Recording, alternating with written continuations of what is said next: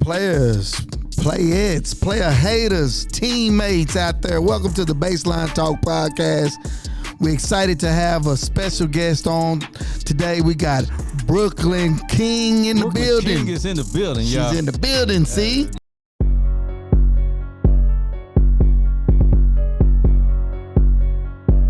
Let go.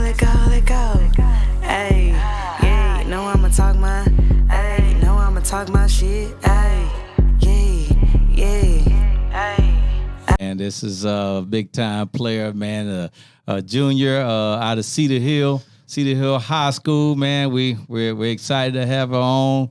She, she had an outstanding performance, outstanding season, summer with Dry Nation 16U EYBL. So we just gonna reel it in and just have a good little 25, 30 minutes with her. Yeah. We just go get some insight from her, just kind of see how summer went.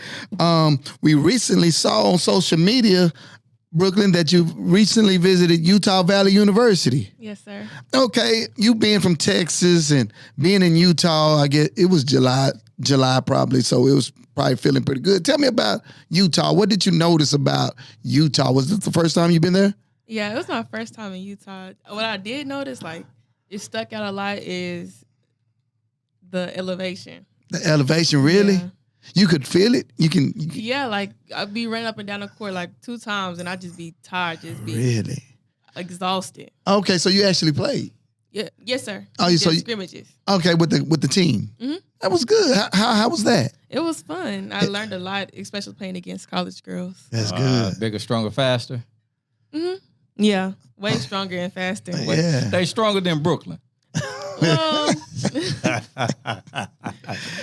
they're grown women, so they got that. Yeah. So you enjoyed it. What was the city like? What city were you in? I think I was in Salt Lake. Salt Lake, nice. I heard it was beautiful in Salt Lake. Yeah, very there's mountains just like close, and it's just up and close and pretty. And it's very quiet. Like they don't do too much down there. They don't? Like that. No. And the weather is pretty nice too. Oh, wait a minute. Now you in the summertime now. Yeah, and it was nice. Well, what about in the dead of the winter? Is it still nice? Oh, I don't know about all that. It's it ain't nothing that a kid from Texas can't adjust to, right? Yeah. Okay. Yeah, so Brooklyn, tell us about your summer, playing on the EYBL 16U. What was that experience like? It was fun. It was I've been playing on EYBL since I was in 8th grade, so it's like nothing I'm not used to, but it was actually fun this summer. Playing with other girls, seeing other people that I never played with, and learning a lot in myself and my teammates. I liked it this summer. So what was the Nike Nationals like? What was the environment like? What was it like being at Nike Nationals this year? Stepping at Nike Nationals, it was just a business environment. Like, gotcha. It wasn't no playing around. We got to business. We didn't win that many games, but I feel like we put our all on the floor. So that's cool. Just EYBL period. Right. So yeah, because at the end of the day, it's about development. So you playing against high caliber competition and playing against girls from different states, it only makes you better and gives you more confidence when you come back home and play for your home school, which is Cedar Hill High School. Okay, so what are you expecting from Cedar Hill High School? What should we expect from Cedar Hill this year? No, we just gonna get after it after everything. Everyone already knows that Cedar Hill is a scrappy team. That's how we play. We're a very defensive team, so just y'all scrappy because y'all really got a bulldog coach. Y'all coach, she is a bulldog. Pretty much. So tell me what is it like playing with her, playing for her? She would have you stressed out, but Coach Collins, she is the coach for players. Like like you can tell she genuinely cares about her job and her players and her staff too. Like she's a very great coach. It's like a high school level Kim Mulkey because she take pride in being from Kim Mulkey. Yeah, she is a former Baylor player, right, and she really gets out there. She follows you guys in the summer, and she really puts puts effort out as far as helping y'all develop it, make sure y'all doing what y'all supposed to do and watching. So, I mean, that's always good that you have that in a high school coach. Yeah, Coach Nicole, right? Mm-hmm. Yeah, she's a presence at the game. She's a big supporter of her kids. Usually, she'll send a text to me and let me know she's on the way for any tournament that I'm in charge of, and I make sure that she's able to get in. That's important and everything. I noticed you said, well, I ain't gonna say I noticed. I know that you played 3 years on the EYBL, and you mentioned since the 8th grade, right? Yes, sir. So your experience as an 8th grader compared to this year, how would you describe your growth? I say that I've grown a lot since 8th grade. You talking about just high school or? I'm talking about just the. Well, I'm really talking about EYBL. Your EYBL experience. As compared to the year that you were on the 16 EYBL as an 8th grader to now as a 10th grader.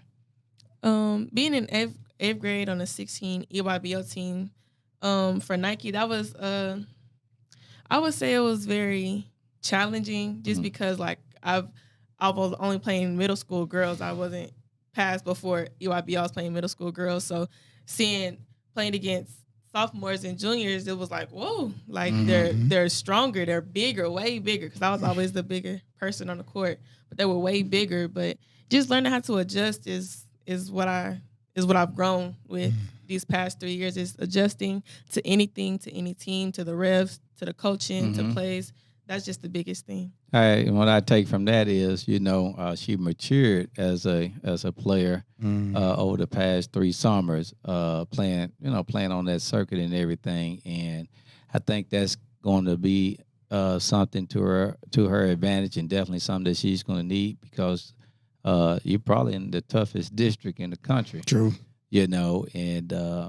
Just everybody in that district, the top end of the district, they're playing on tough competitive levels, and I don't know of a competitive level that equals that of the EYBL, and so I think you're going to have a pretty remarkable high school season.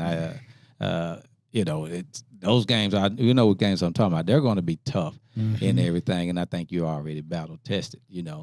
Coming through that, 3 years of the EYBL. Yeah, I think so too. I think, the more that I play or even watch the game, the more I'm learning. That the more that my game is growing. So like I feel like, when we step on our court against the team that you're talking about, we're not going to back down, shy, especially me. Because I'm very competitive. I know you are. Yeah, I know that you are. I mean, and I like the way she said. The team that you talking about, she don't give them say the team name. The team that you talking about. Right, I team like up north or down south. Yeah, the team down. Yeah, you give them no credit. They don't deserve that much. They ain't got no team name. It's the other team. The team you talking about. Right. But Brooklyn, you absolutely correct. Playing that schedule that you play in the summer, it really gets you prepared mentally and physically for any type of competition. But tell us about your game. What are your strengths and some of the things that you're looking to showcase this new year? My strength as a basketball player is just reading everything, like reading the defense, like picking out the zones. I'm a 3-level player. I can play inside, outside. I'm a defensive player. I play I guard 1 through 5 if needed. And yeah, that's my game. I'm a very go after it type of player. And so I feel like that's what makes me stand out, is because I'm getting a board, get a stop, hit a 3, might get an N1, post a smaller player up. That's just my game. So is she a beat your chester? Yeah, she's a beat your chester. She's that type of player. She go get an N1 and she go show a little motion. Yeah, she what we call one of them beat your chester type of players. Yeah, and we like those. Right, we like those. And and basically what you're saying, Brooklyn, is that you're a winner. That you'll go out there and do whatever it takes to win, whether that's rebounding for your team, whether that's hitting a key 3-point shot, getting an and one when needed. And the glue, and every team needs a winner, and it needs a competitor and somebody of your caliber. What are some things that you're just looking to work on, Brooklyn? Improve on. I feel like a player, period, like just me as a player, I always have room for improvement. But the things that stick out more to me that I need to improve on is just being comfortable handling the ball more. And I don't know, be comfortable handling the ball more. That's one. And my defensive stance, like even though I do play defense, I play handsy, so I need to just learn to stop opening my gate a lot. But I mean, other than that, like I always have more room to improve on anything. My shot, post moves, anything. Yeah, and I've been watching you. I watched some of your film that you were saying from time to time, and I love your shot. I love your form. I love your touch around the basket and your feel for the game. So when you were kind of explaining yourself as what you do, all the things that you do, reading the defense, you got a good IQ. You got a real good IQ, and it's impressive. And like you said, it's always something that you can work on. But what stands out is your touch. I like your touch. I like your ability to be around the ball and rebound, and just having a knack and doing a variety of things. So that's impressive. Now, you went to Utah Valley University. Did you like it? Is that a place that you maybe could see yourself in the near future if possible? And you're still open, I assume. Okay. Yes, sir. Yeah, and so what are your goals at after Cedar Hill High School? And you're 2025, so you'll be a junior, right? Yes, this year, sir. and you got another season. So what's your basketball goals? Just to go to a school that actually really wants me, and a school that I know, like, I'm going in as a freshman in college. It's not guaranteed that you're going to play, but just being surrounded by people that, that's going to make me better. And just a family environment. I don't really know what to expect from college because I've never been. So, like, just, but I'm just going to adjust. But just go to a place that I really love and a place that loves me. And what's going to help you is, what you're in a good, AAU program. You don't play some tough competition. You're in a very good high school program. And you're going in. You will be going into an environment like you said earlier, and grown women. And you need to be mentally strong and physically strong. And I think, what you've been going through, and you got another summer of AAU ball, and again, you had one of the better high school programs in the country. That's definitely going to help you. I know you're in the gym. I had a chance over the past couple of years to work you out sometimes as well. So you know how to work out. You know what you need to work on. You know what you need to improve on. Just make sure that you're in the gym with the right people to get you better. Because the last thing you want to do is go in as a freshman and you just ain't prepared. You're not. When I say not prepared, I'm talking about just not prepared on how to work hard. Not prepared. Not faced with adversity. You may go in, if it's 15 on the team, you might be number 15. But are you, that type of a freshman that says, well, I'm going to be number 14, then I'm going to be number 13, then I'm going to be number 13, 12. You know what I'm saying? Until I get my way into the rotation, but I'm not going to just call home to mom and dad and say, this ain't what they told me when they were recruiting me. They said they was going to play me. Because that's just the recruiting game. Yeah, you got to sit down with you, and or you come in on the campus, and if I tell you, well, I like you, but you're going to come in, you're going to be my 15th player, you ain't going to fall for that. Right. So I got to tell you something that you want to hear. But as long as you know that today at age, what are you, 16? Yes, sir. And you know that at 16, I just need you to sign this paper saying that you're going to give me a scholarship. I can handle the rest, And I think, with you being in a good environment like you in, you're in tough AAU programs in the summer, and you're over there with Coach Nicole. She played for a legend, so she's passing on some of that stuff to you guys. So you'll be good. You'll be all right. Right. Yeah. And when is your birthday? September 15th. What? You got a birthday coming up. 17. Okay. September 15th, next month. Yeah, and also, my advice, and I know you play with a great organization this year, but, I'm always for the players. I'm always for the kids. So after your great high school season this year, I think it's good to reevaluate. It's good to reevaluate again. And, I wouldn't. I know sometimes players fall in love with organizations and they fall in love with programs and coaches and directors, but at the same time, it's still a business when you're an athlete and you're trying to get to the next level. So I think it's important that you reevaluate and you look at the people that you're going to be playing with when it comes to summer basketball again, and you make the best decision for you. Because sometimes the organization that you played in the year before, it might not be the best scenario for you the upcoming season. So I think that's going to be real important. And I'm not knocking any program, but like I said, I'm just an advocate for the kids. And if you're surrounded by players that's going to help your game, raise to another level, and they fit you, you got to think about those things. So the team you might play with last year, they might not have that same type of setup, or they might not just have what you're looking for. So it's always good to be open-minded and making the best decision for you when that time comes. Yeah, of course. My mom has been telling me about that. She's big on that. That's good. Yeah. Yeah, I mean, it's everything is what's best for Brooklyn. When you say you're an advocate for the players, what's best for you, and going back is if that's best for you, go back to where you went, where you played this past summer.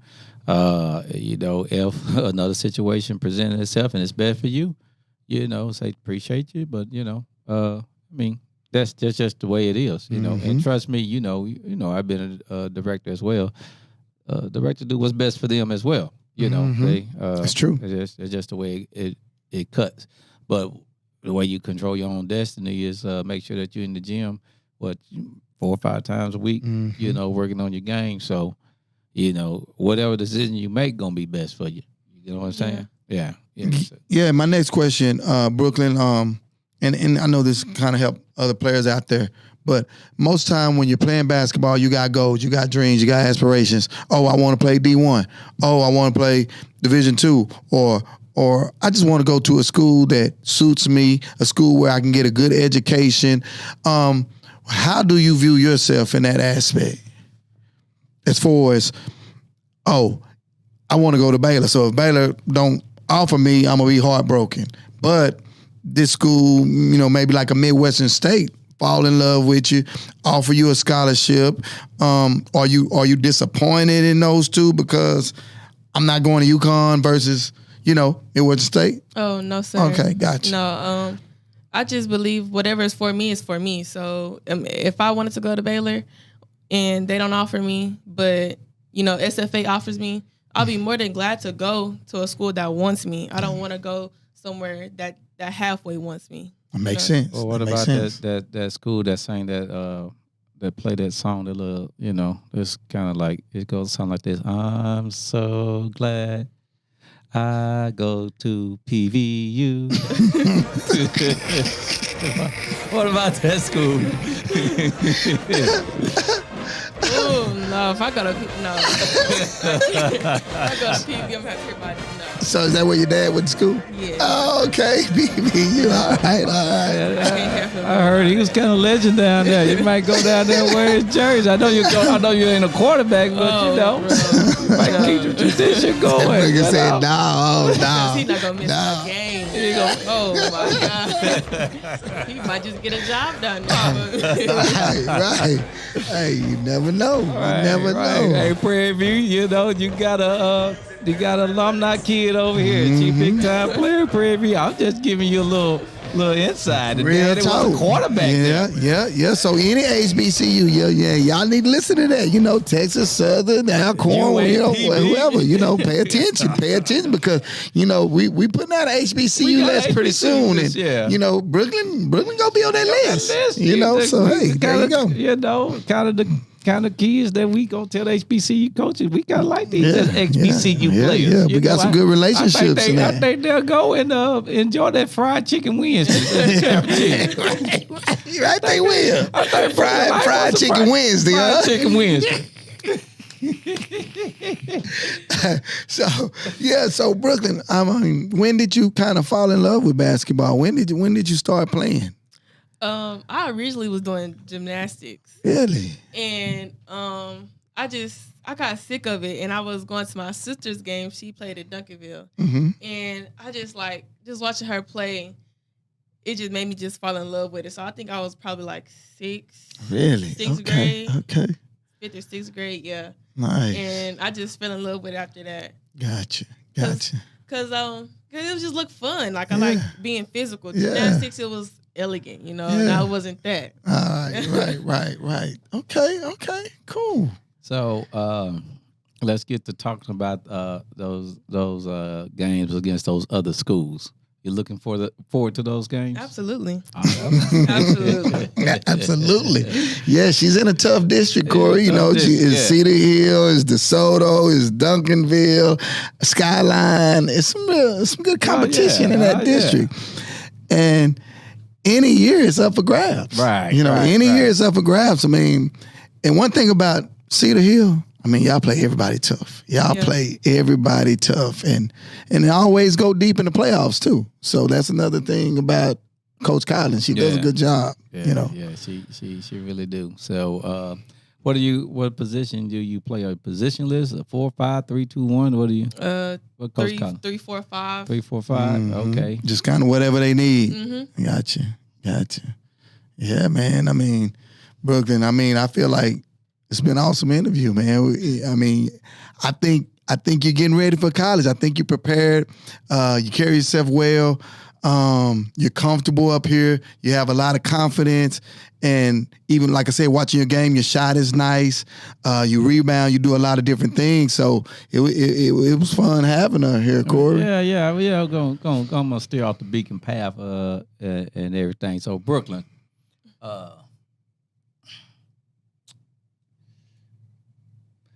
You seen that video with what happened in Montgomery, Alabama? That's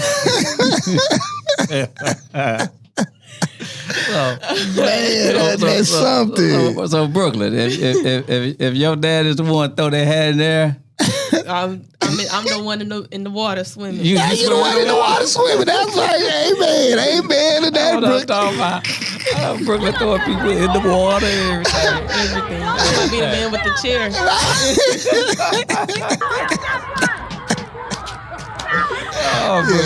Hey, college coaches, you get a young lady that's got a great sense of humor. A great athletic kid. Now you're great. I know your grades right. Yes, sir. I know your grades right. Great team player. Player, hard.